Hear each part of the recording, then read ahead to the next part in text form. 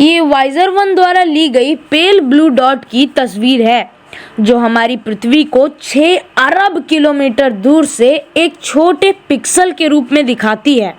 ये तस्वीर आप में से कई लोगों के जन्म से पहले ली गई थी। इस तस्वीर का एक विशेष महत्व है। इस तस्वीर को लेने के 34 मिनट बाद ही कैमरे हमेशा के लिए बंद हो गए, जिससे वाइजर 1 पूरी तरह से अंधा हो गया।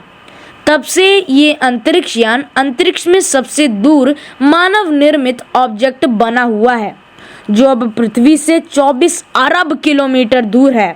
लेकिन कैमरे क्यों बंद किए गए थे और उन्हें वापस चालू करने के लिए क्या लगेगा, इस वीडियो में हम देखने जा रहे हैं कि वाइजर 1 के कैमरे कैसे काम करते हैं और अगर इन्हें फिर से चालू कर दिया जाए तो ये क्या देखेंगे। वाइजर प्रोब ने अपने समय में अंतरिक्ष में बहुत सारे रिकॉर्ड तोड़े हैं।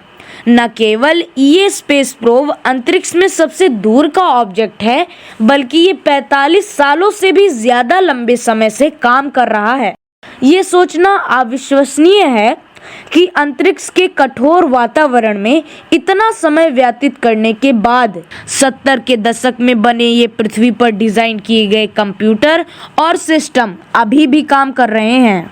वाइजर 1 टेक्नोलॉजी से भरा हुआ है जो अपने समय में बहुत आगे थी। वाइजर 1 का कैमरा सिस्टम 1 परफेक्ट सिस्टम का उदाहरण है।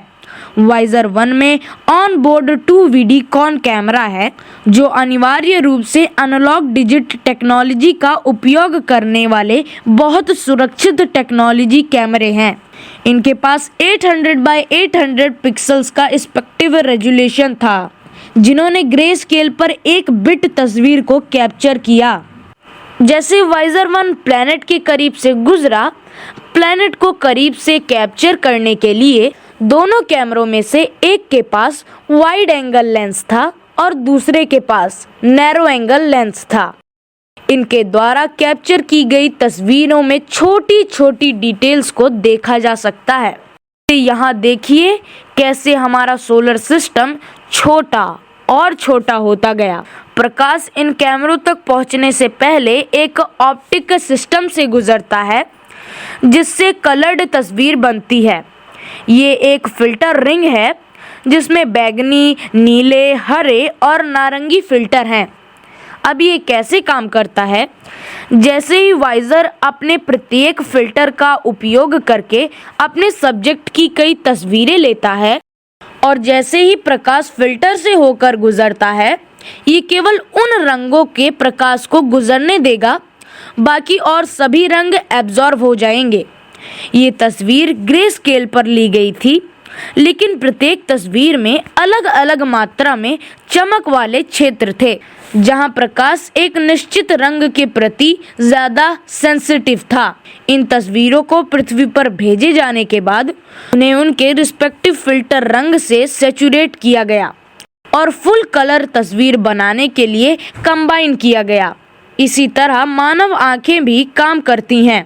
हमारी आंखों में 3 कलर सेंसिंग कैमरा होते हैं, लाल, हरा और नीला, जो रंगों की एक श्रृंखला के साथ हमारी विजन में देखने के लिए कंबाइन होती हैं। वाइजर द्वारा कैप्चर की गई हर एक तस्वीर लगभग 5 मिलियन बिट्स की जानकारी या आधे मेगाबाइट की जगह लेती है। ये आज के स्टैंडर्ड में ज़्यादा नहीं लगता है, लेकिन जब आपका अंतरिक्ष यान अरबों किलोमीटर दूर होता है तो डेटा को वापस भेजना बेहद मुश्किल होता है। पुराने दिनों में जब वाइजर 1 बेहद करीब था तो इसकी अधिकतम डेटा ट्रांसफर दर लगभग 15 बिट पर सेकंड थी। इस दर पर एक पूरी तस्वीर को पृथ्वी पर वापस भेजने में लगभग 43 सेकंड का समय लगेगा। अभी मौजूदा समय में डेटा दर केवल लगभग 160 बीट पर सेकंड है, जिसका अर्थ है कि केवल एक तस्वीर को ट्रांसमिट करने में 8 घंटे से भी ज्यादा का समय लगेगा। उसके ऊपर वाइजर 1 अब 24 अरब किलोमीटर दूर है। इसीलिए उसे सिग्नल को हम तक पहुंचाने में असल में 21 घंटे लगेंगे। चूंकि कैमरा डेटा ट्रांसमिट करने की तुलना में बहुत तेजी से एक तस्वीर प्रोड्यूस कर सकता है, इसीलिए वीडिकोन कैमरा ऐसे सिंगल मैग्नेटिक टेप पर स्टोर है। ये डेटा समय के साथ बढ़ता है और इसे तब ट्रांसमिट किया जा सकता है जब वाइजर के पास कम्युनिकेशन की एक अच्छी लाइन हो। लेकिन वाइजर के कैमरे को बंद हुए 30 से भी ज्यादा साल हो चुके हैं। आखिर ये इतने सालों में चालू क्यों नहीं हुआ?